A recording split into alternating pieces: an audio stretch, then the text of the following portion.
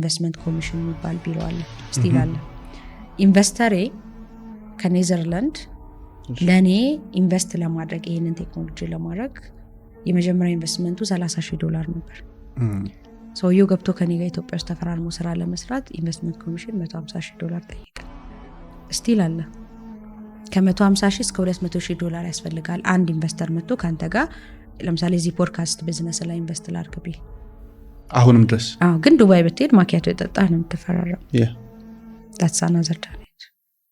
I can connect you ቅድም ላይሰንስ እውቅና ፈቃድ ከዛ ላይሰንስ ከዛ እነዚህ ቢሮ ምናምን ብለ ብሩን በራስ ተጻጽፈ አግኝተህ ደግሞ ኢንቨስትመንት ኮሚሽን የትኛውን ፎሬን ሰው ምክንያቱም አንተ ፓስፖርት አለ ያ ሰውዬ ፓስፖርት የለውም ኢትዮጵያዊ አይደለም።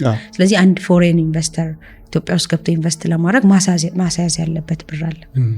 ሰውዬው ቶታል እኔ ላይ ኢንቨስት ሊያደርግ የነበረው $300,000 የመጀመሪያውን $30,000 ለመስጠት ግን 150,000 እስከ $200,000 it's connected with the ብሔራዊ ባንክ ምናምን then apply እንዴት ይስጠኝ ቴክኖሎጂውን ፒች አድርጌው ትምህርት ቤቶቹ ፈልገውት ግን ጆይንት ቬንቸር መሆን አለበት።